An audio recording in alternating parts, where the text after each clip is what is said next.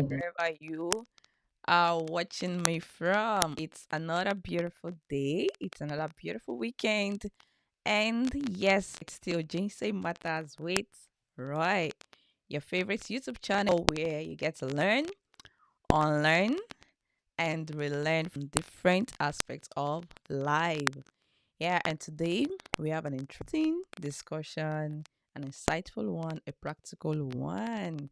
I'm sure you're going to enjoy every bit of the discussion today. So, if you can see me clearly well and can hear me audibly well, don't hesitate to say hello to me in comment section. Also, if you are having any question or you have a comment, you can drop your comments in the comment section or call in to join the conversation through the link in the comments below. And today, without further ado, we will be going right into the discussion. But before then, join me in welcoming our guest, who is no other person but this beautiful family, Dr. and Dr. Mrs. Bolaji.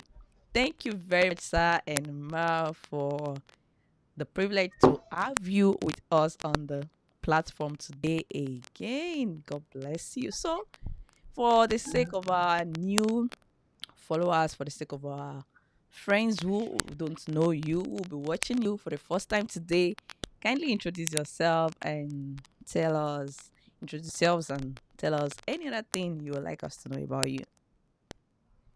Yeah, Over to you, Sign Ma. thank you, everyone. Thank you for inviting us to this platform. We appreciate the opportunity to be coming and to be sharing with our friends on this platform.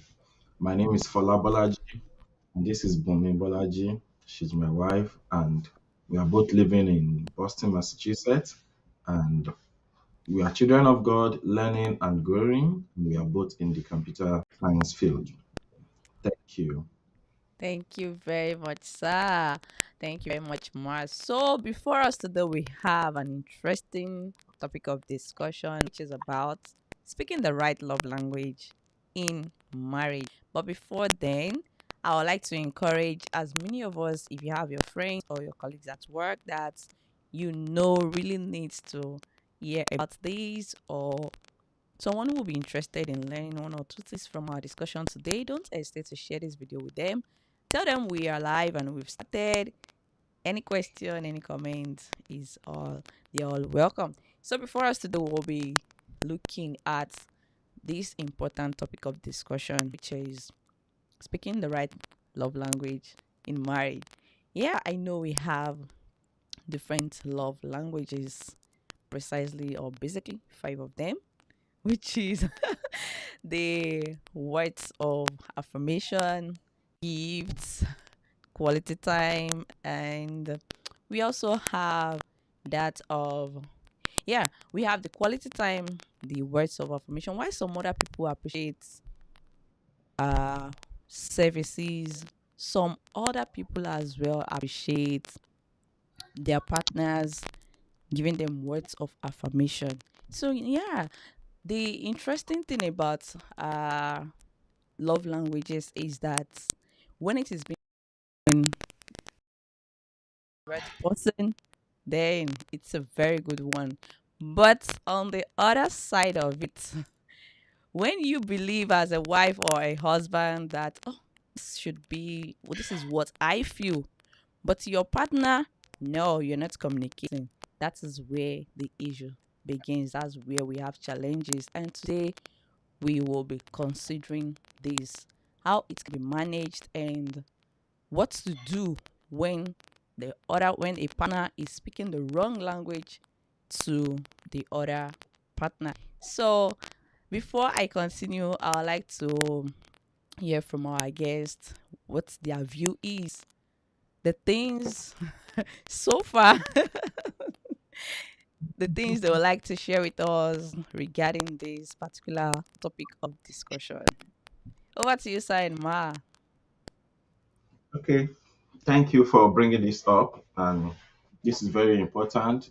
For people that have been following this series, you know that we have always been emphasized the issue of marriage being an institution where everybody is learning and growing, and a marriage is an institution where you cannot say I'm perfect and I've known everything. Different circumstances will come up and different things will begin to happen that needs you to adjust. There is a lot of flexibility that are expected in marriage, and there is a lot of adjustments that both husband and wife needs to begin to put in to make the marriage to work. Marriage itself is a work. Everybody needs to do the work. Everybody needs to do something to make sure that everything holds together. So I will start by saying that marriage can also be seen as a contract. There are engagements, there is a relationship, and two people, two partners are coming together to form a union. And that involves a lot of changes, a lot of activities, a lot of a different thing has to come into play. So I can see the video goes off, but I don't know from which side. Questions. Can Yeah, you you see can. or Can you hear? Yes, we can can you? see you. We can hear you. You can go ahead. Oh, okay. So marriage involves husband and wife. They have works to do. They have works to do. For me and my wife, we have works to do. And this work did not stop when we got married. The work continues after the official marriage. So there are things that are called rules of engagement. There are things that we need to put in place so that the marriage can grow, so that everybody can grow with the marriage as well. So talking about language, generally, you know that language is a means of communication. And one of the pillars of marriage that we have emphasized over time, communication, effective communication in marriage. So language as a means of communication between two people or between two parties require that marriage should have a set of languages that are expected if the marriage is going to grow. We are going to have an effective way of relating with one another. So I believe this is what is bringing up this topic. And like the host has mentioned, that speaking the right love language, it means there could be wrong love languages. Since we are not going to be focusing on the wrong love languages today, maybe we should just go ahead and focus more on the right love languages. What are the things that are expected? There have been research, there have been publications that is really like the popular one is the Gary Chapman book on five love languages. We may talk about that in some ways, but one thing that we need to understand is we have to get our minds broadened such that we will not be limited to set of formulas. Marriage cannot be based on formulas. Things have been done, things have been said, research has been done, research has been carried out, and they have been able to discover that, oh, to do this, it could help marriage. If you're able to follow these steps, marriages could be helped. If certain things are emphasized, marriages could be helped.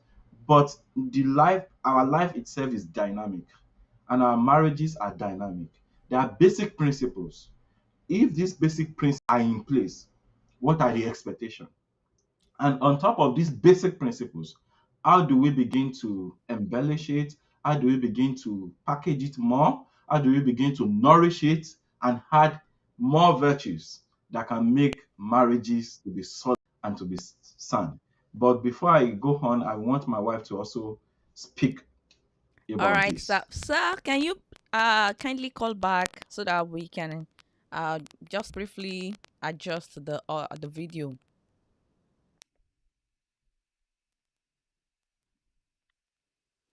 All right, guys. Thank you so much for joining us on the discussion today. So, if you are joining for the first time, the topic of discussion before us today is speaking the right love language in marriage. All right. So, we have our guest back. All right, Okay. Ma. Okay, thank you very much. And I believe that the topic today is very interesting because um, it's hard when two people really love one another and they are in marriage, but one person or the other is being forced to ask their partner, do you actually love me? Now, when that kind of question is coming up, when a wife is asking her husband, do you really love me? Or the husband is asking the wife, do you really love me? Or the husband is concluding, she actually doesn't love me. Like, I think she just decided to marry me somehow. Or things like that. When such things are coming up in, it means that there is a misunderstanding somewhere. And that is one of the reasons why this has to be addressed. It means, and it's very common. Like, I've read in books, I've seen in movies, I've seen in interviews, people marriages broke, and later you hear them talking, and from them you realize that they really still love one another. Like, it was hard to continue living their lives alone after they've separated, just because now they realize they really still love one another. And that is when you begin to ask your question, so what now happened? What happened? Why did they even get to a point where they were thinking they could not be together again? And now you realize they really still love one another. And it's because there is no there is a misunderstanding, there is a gap in communication. I don't know if you remember, like, not even going that past, like normal phone communication. For example, if you're making a WhatsApp call, somebody is talking on the other hand, this person is really frustrated. The person is saying, "Ah, she cannot hear me. And oh, who's wrong with this network now?" And you on and can actually hear it. Like, And you're it is screaming, like I you are can saying, hear I you. can hear you, But but the the other person can just not hear. Now, both parties are communicating, but there's an interference in the communication that is not making them hear one another, which is leading to lack of understanding, because the other party cannot hear what B cannot hear what A is saying, A cannot hear what B is saying. Then there's no communication, because effective communication is when A and B could hear and understand another. So, and like Brofola said, language is a means of communication, and there are several means of communication.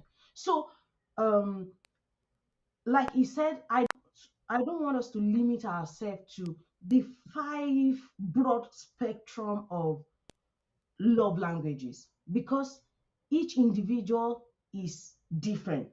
I usually say jokingly, when a problem is discussed, I say, if it is a human problem, it's a complex problem. That's because human like wired human is differently. like heart. You cannot make it 1 plus 1 is equal to 2. It is not science at all. You can apply science to it. You can see elements of science in it, but it is absolutely not science. So when we have like these five love languages, like, oh, act of service, words of affirmation, if I look at myself now, I have read the book, Richard Man book a long time ago. I read the five love languages for teen, five love languages for children. But in it all, if you ask me as a person and say, what is your language? I'll talk, because I can say, well, it's words of affirmation, but it doesn't mean I don't want quality time. It doesn't mean that act of service is not good for me sometimes. So the knowledge I want us to have from it is the five love languages, or several other that other states can work at, is not a mathematical formula of you are one and one, because nobody is one and one alone. It changes over time, it changes at different times, and it brings it back to what is the most important: communication. Really getting to communicate with one another and know one another. I was listening to a woman sometimes ago, and it was like the husband went to get this brand new for her. And as the husband is driving the car inside, she's like, "Oh, so that was the surprise. Like, I just wanted us to watch movie together. I will feel okay today." Like, the gift is huge.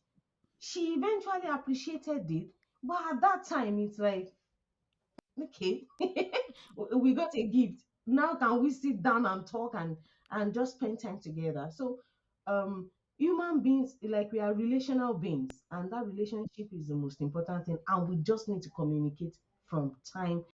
Basic, and I think that something I want us to talk about is basic heart of communication, which is very important for us to know and entertain in our marriage for love to thrive and continue to grow. Wow, thank you. And ma, I read of the story of a guy who once had the dreams of, oh, when I get married, I'm going to enjoy breakfast in bed with my wife, and all these kind of fantasies. And then, only for him to get married and discover that the wife is not just the morning person. And then, oh my god! And then getting married, and the husband believes that, okay, for me to show love, that I really love my wife, let me get her gifts. At least let me get her. I know ladies appreciate gifts. Only for you to get married and discover this person doesn't even fancy gifts at all. But you believe that you are speaking the love language, your own love language, not our own love language. So this is where the real issues are, like you said, like Sister Bom said, that we will be discussing more on how to effectively communicate the right love language to our marriage partners, because it's not enough for the husband or the wife to speak their own personal love language and believe that, yes, I've done my best, I've done everything I should do. Still, you might not be communicating to your partner, because, like Sister Bumi said, if your partner begin to start asking you, you're not understanding my feelings, you don't understand what my feelings are at all, like, do you even love me? Like, some people will get married and then they start asking themselves, how on earth did I even marry this guy? Did I even ever love this woman at all? Or we just, well, because my parents want to get married to this guy? Or what was I even thinking? How could I have married this person that is not even speaking my love language? And that is where the problem starts from. Because if you cannot communicate effectively, then like you're living as roommates. So as part as we'll continue discussion today, we'll start looking at the effective ways of communicating, speaking the right love language. And I would like us to consider at least different angles. Like we said, the five common ones. Like, talking of words of affirmation, for some people appreciate it while others don't even really appreciate words of affirmation. Why? So the question now is, how can married partners, how can couples effectively speak the right love language between each other? So how can they? Okay, let's start from the recommendation of the scripture. The Bible says we should honor one another. Mm. In fact, it says that in honor we should prefer one another. More that, more like I should have preference for my wife to be honored much more than myself. Instead of demanding that she should be the one to honor me, she should respect me and things, I should prefer to honor her. That is a mindset. A mindset becoming a culture, number one, is going to help us to communicate. Number two, the Bible recommends that we should dwell with one another with understanding, especially men. In fact, the way the Bible puts it in King James, 1 Peter 3:7 says, husband, dwell with your wife knowledge. How do we acquire knowledge? We reach out, we study, we observe. All of those things bring the knowledge. When we get married to our spouses, for example, let's say I got married to my wife, I used to know her from a distance. We were not living together. We could have spent quality times together. We could have traveled a few times together. We could have prayed together, but we have slept together on the same bed over a night till we got married. So then things began to change. Now she becomes my responsibility. I became her responsibility.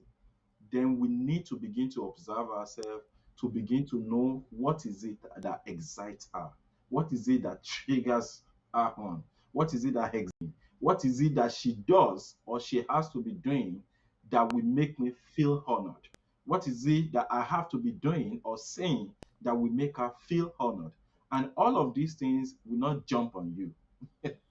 It's not something that you can achieve within 2 weeks, 3 months, thereabout.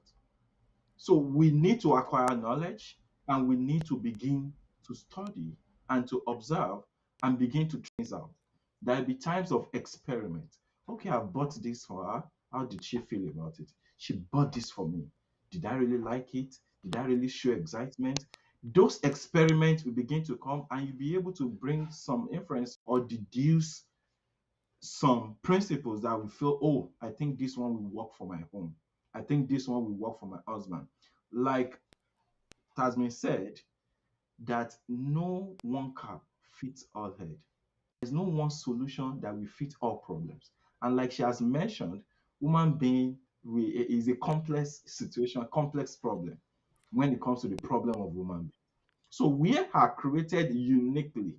We are created and wired differently, been subjected to different background experiences that may make certain things work well for some people, but that same thing, given our own scenario, will not really make any major impact.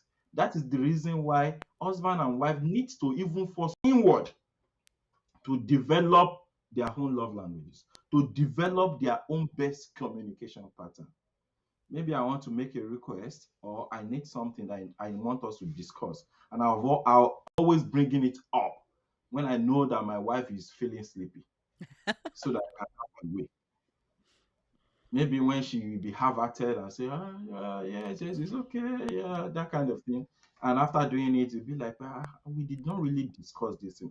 We talked, I was talking to you, you were dozing. Why should I choose a time when she was dozing, when it is that important? So, number one, we should prefer ourselves when it comes to honor.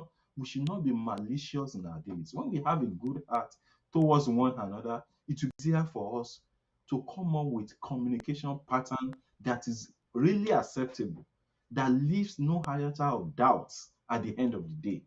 Number one, we are partners, like we have said. We are not competitors. We are complementing each other because we are building a home. And when you are not competitors, then you need to understand one another. You remember the story of the Tower of Babel? What happened? There was miscommunication. And when there was a miscommunication, everything came down crumbling. When there is miscommunication between husband and wife, and what was it that God did? He scattered their language. So that when this one is talking A, this one is hearing B. So that is what husband and wife want to understand, that my A means A to you. When I'm saying, oh, this place is dirty, oh, I'm not saying it that, okay, my wife, go and take broom, come and sweep this place. No.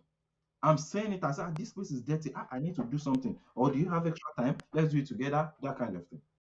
So there are some comments that may be made that will be sounding like complaint to the other party. There are some complaints that will be made that will be sounding as if you don't even appreciate all I've been doing since morning. So all of those basic understanding has to come into place to be able to choose words correctly, to be able to have right languages in terms of communication. But before I spend too many time, let me have to also come in. uh, a statement that the host usually used to introduce this program when she says where we learn, relearn, unlearn. Like, I want to say that in every relationship, we should each person should have a growth mindset of relearning some things, unlearning some things, or learning some new things, which is very, very important in um, communication in marriage. Now, miscommunication is sort of normal because marriage is like every other form of friendship. You get to know one another. The more you live with that person, the more you spend time with that person. let's look at our parents. Like, it's natural for people who grew up with their parents to know what mommy likes and what mommy does not like, because you have spent time with mommy. Similarly, spending time with our spouses, like the more time we spend together, the more of friends we become, the better we know one another. Now, in the trying to get to know one another, there will be things that we need to unlearn. For example, I think when sister was talking, she made mention of a statement like, "Oh, ladies love gifts." Those are part of the stereotypes. Like, they are just stereotypes in the society. Some of them backed by psychology of years of knowledge. So we can't just trash them and say no, it's wrong. But where the unlearning comes from is that there is a stereotype, is a percentage of the population. For example, maybe 60% of women love gifts. It does not absolutely mean that all women that can be teased by giving them gifts. To some, it's like it's okay, but it doesn't just touch them the same way. So it's difficult to put human being into a spectrum of this is just who this person is. If you are like this, then this is you, because that person is not absolutely the you that you are beginning to conceive. And that is why I made mention of the fact that there are things that we will need to unlearn, that there are stereotypes that we have grown up with. There are things we have heard over time. There are things that we've learned. And in our relationship, we just need to learn to unlearn it. We use the five love languages as an example. So the five love languages are act of service, which means people that act of service is their love language. They feel loved when you do things for them. For example, my husband has done the laundry. Oh, I feel loved. Oh, he cares for me. He was thinking about me. That was why he did it. Now, that is the category, or that is an example of people in the category of act of service. When something is done for them, they feel loved. Another category is quality time. Just being together. We may be hungry. We may need to eat junks, but let's just spend time together, go to the movies, visit together, things like this and stuff like that. Then that person feel love because their husband or their spouse has spent time with them. So if somebody is someone who appreciates that, then it will have a lot of impact. If my husband is going to football with his friends and I'm at home, then I feel left behind. I feel not loved because I just really want us to be together. Now, another act of love Love language is language. gifts.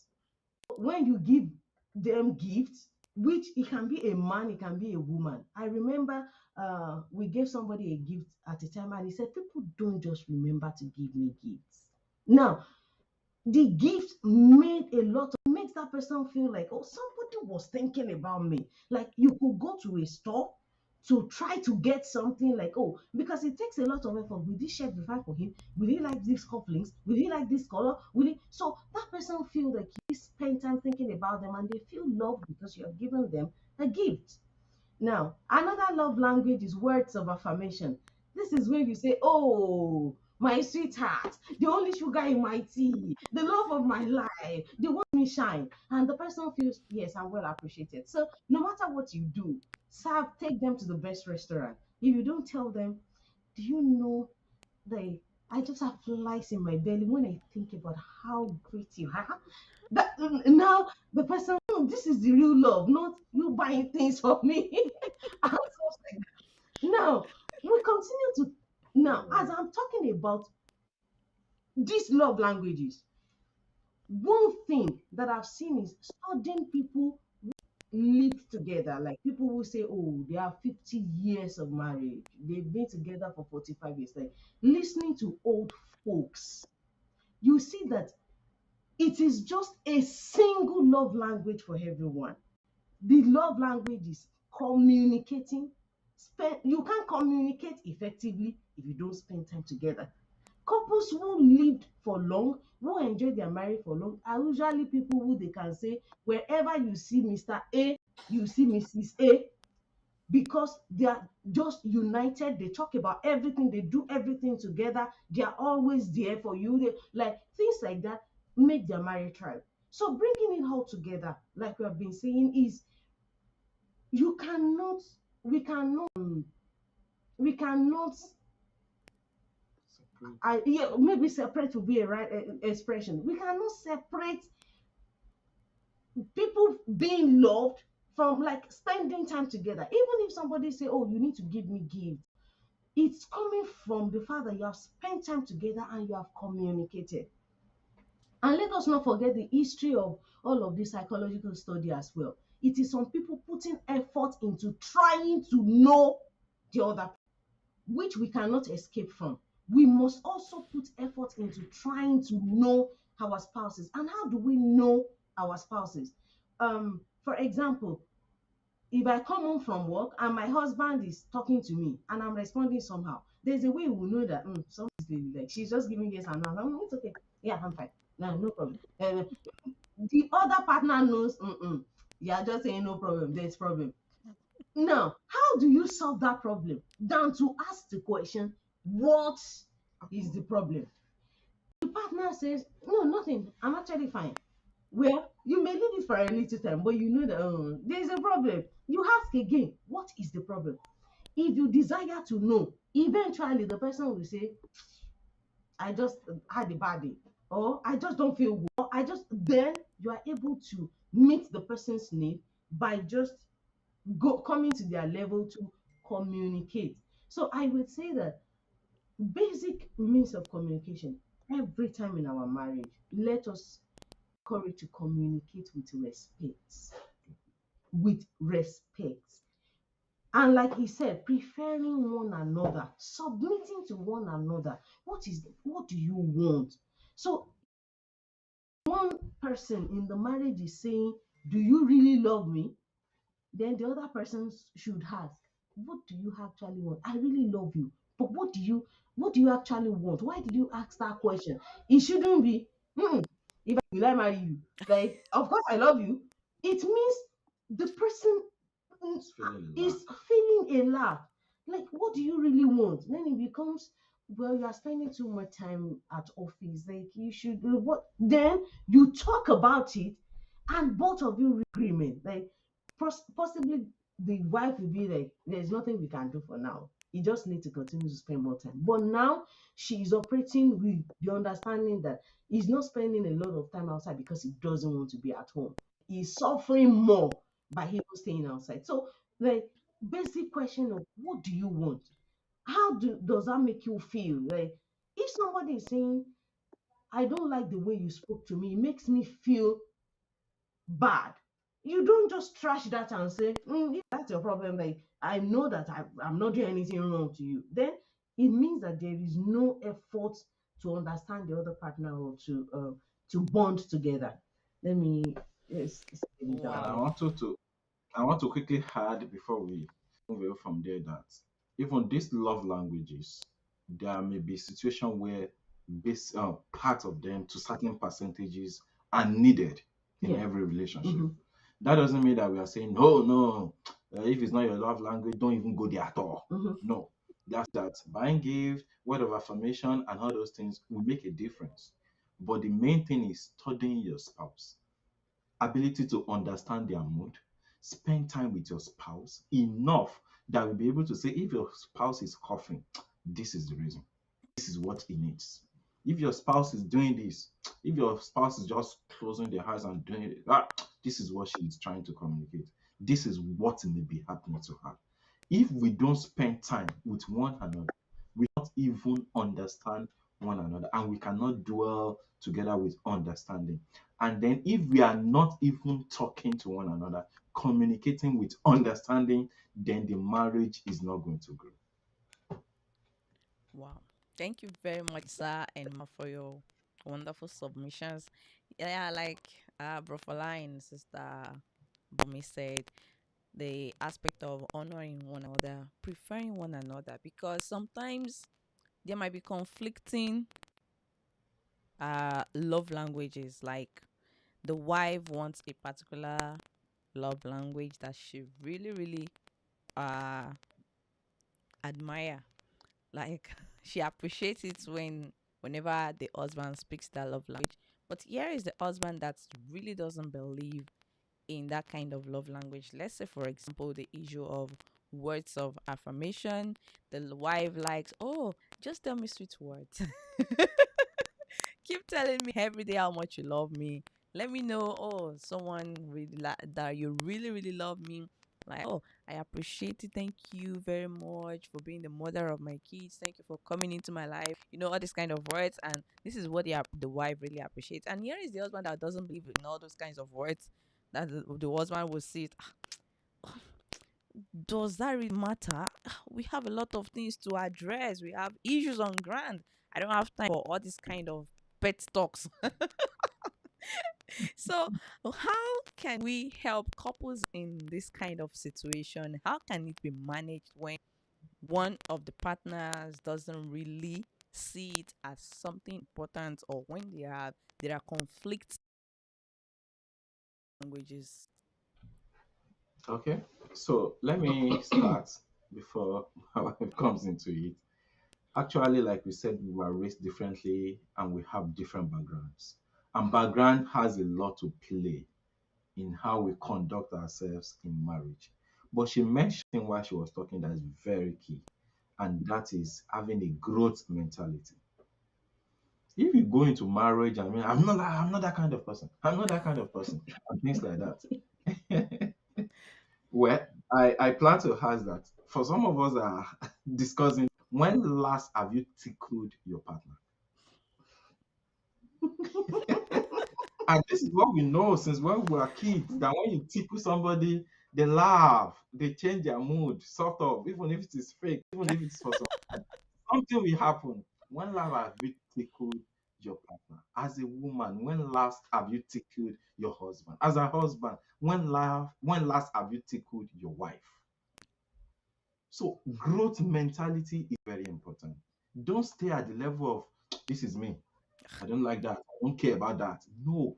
If your wife wants sweet words, give it to her. If you know, even if you don't know how to do it, learn it. You can Google, you can browse. That doesn't mean that you should taste. That doesn't mean that you should begin to tell lies, but at least make expressing how you feel about her, telling her and letting her know that you prefer any other person above her. There are some love songs, country music that I listen to. And when I'm listening to some of them, I sing them loud so that my wife will know that I'm singing for her. If I cannot gen compose my own. But when I'm singing these love songs, it's yeah. When I'm singing about love, she knows that she's the only one that I love. I don't prefer some other people above her. She's above them all, kind of thing. So the issue is that just be flexible, be willing to learn. Even if you are not the kind that sing songs, write poems, and things like that, repeating what others have used to your spouse may let them know that you are not that kind of person, but you are trying to make an impression on your wife. So it's not a big deal, and it's not a problem to do things that you have not done before.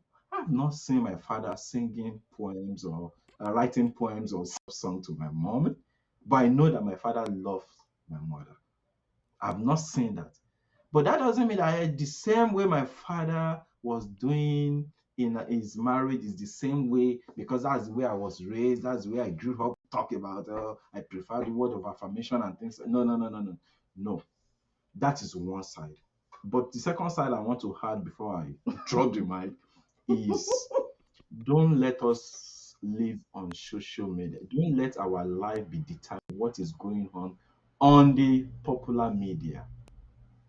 There are some things that are not realistic. They are not realistic. There are some situations that are different, totally different. There are some scenarios, there are things that are going on behind the scenes that you don't see.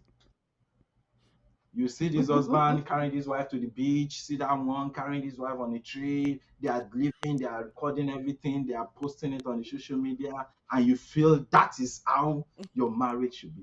Later, when you know this celebrity broke up, this pastor broke up, this then you'll be wondering, we saw their videos. There are things that people don't come to share on social media. The husband is going from morning to evening, working hard to make sure that the wife is comfortable, the children are comfortable. Some wife may sit down on social media comparing themselves. Oh, this one has traveled, this one has gone to this place. Oh, I feel my husband should be able to do that for me. And then you begin to nag, you begin to complain.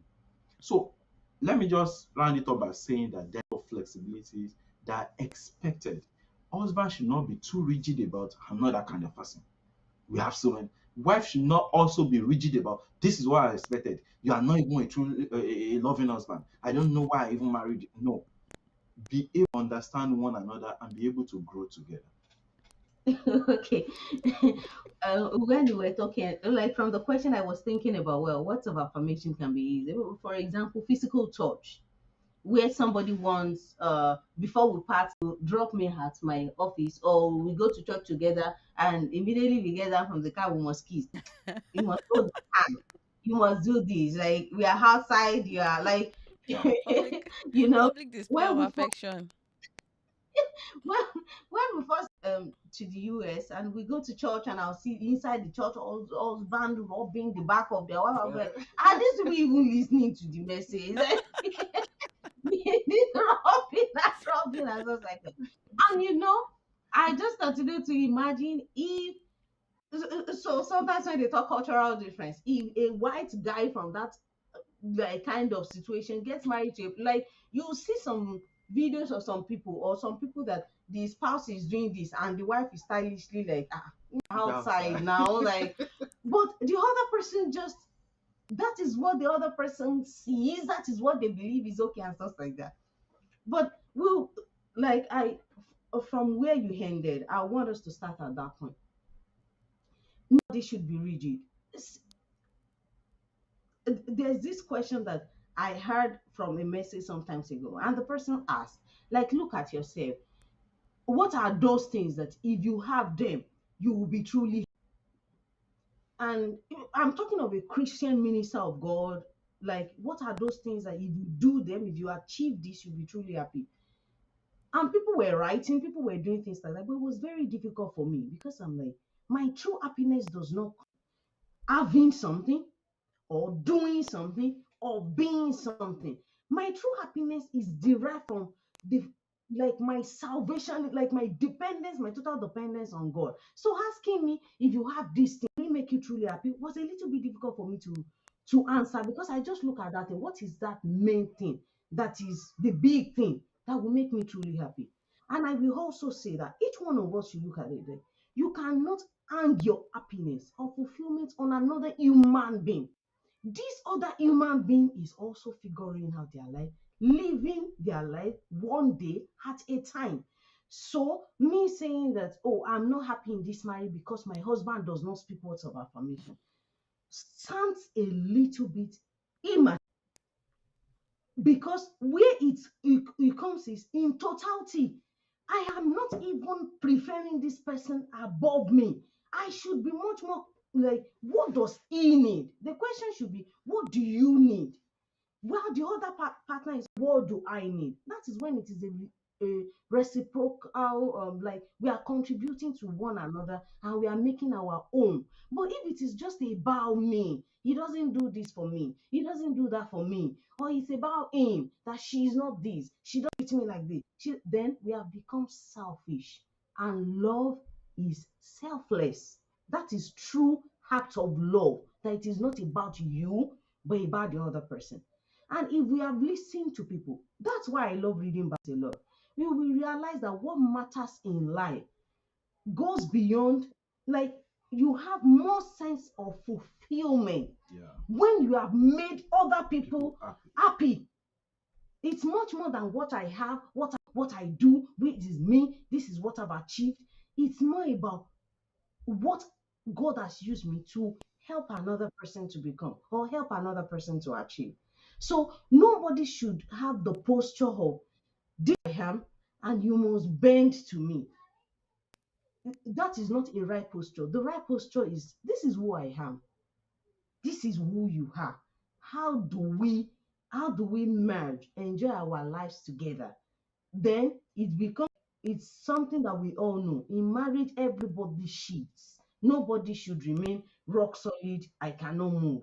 It must be that oh, this is who this person is, and when we have a better perspective and understanding, not hang the boot of our joy on a human being. It is only God who made us that can Yeah. satisfy us. Another human being cannot absolutely satisfy because they don't just have the capacity to sow.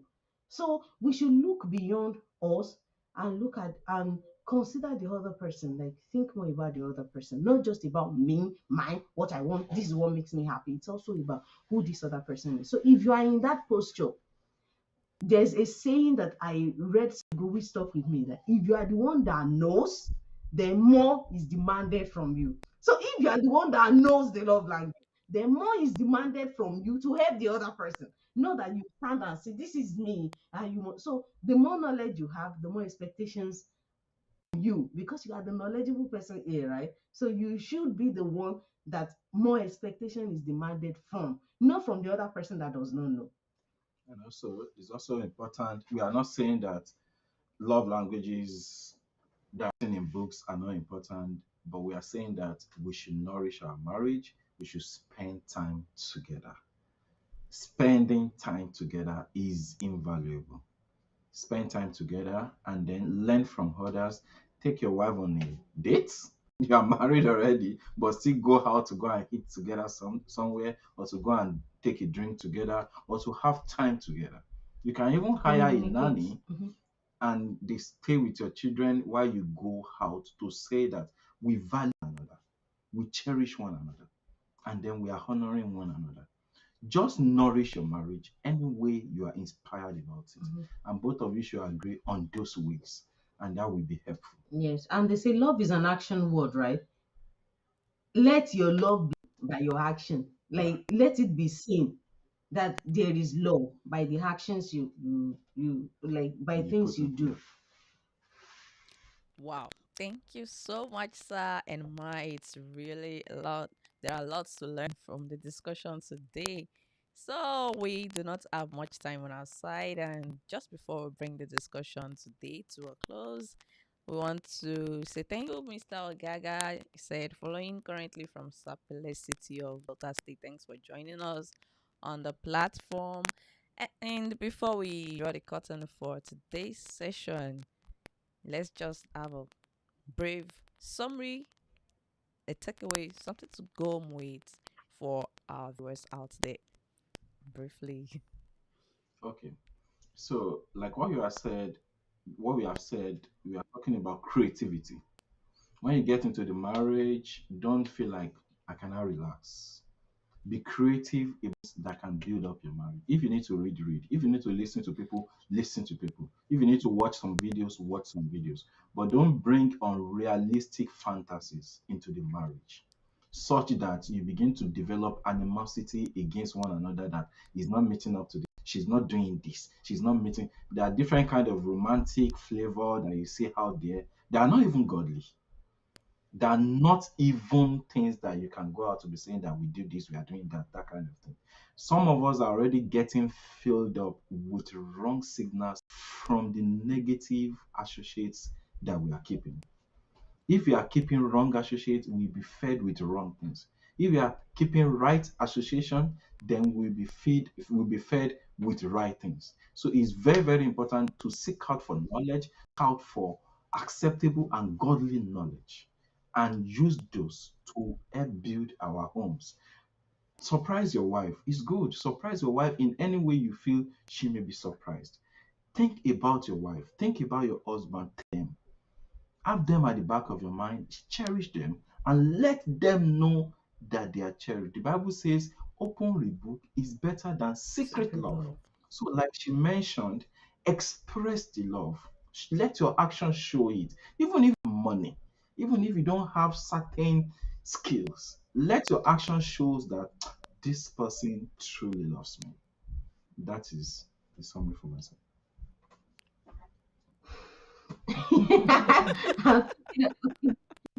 I think the last thing that just came to my mind is dwell with one another in understanding. Like there should be like the Bible say like I love that part. That is your portion. Your spouse is your portion. Take it like that. That is what when you like you are born with the color of the skin. You cannot change it. You accept it. You live with it and enjoy it. So having that constant understanding of this is who my spouse is. Like some people never actually got what they wanted. Maybe they always wanted somebody that will be them. Their husband doesn't. He doesn't like it at all. They probably never got it, but they didn't leave their marriage because of it. They continue to live in understanding with one another. So living with understanding, remaining friends, is very important. Wow, it's a whole lot today from this week's edition of JC Matters with Roy. Guys, it's a lot. There are a lot of lessons to learn from the discussion today. And it won't too good if you'll be selfish by not sharing this video with others around you. You have your siblings or your married colleagues at work, family members that need to also benefit from the discussion today. Share it with them. And if there is any question or your comment, just drop everything in the main session. I'll get back to you on it.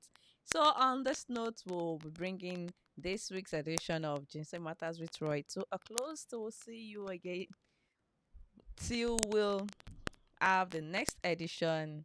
Stay cool. Stay just enjoy your weekend, guys. Still your first YouTube channel, Ginseng Matters with Roy, to come your way again. Bye for now. Hey, thank you. Have Thank a you good very much, one. Sainma.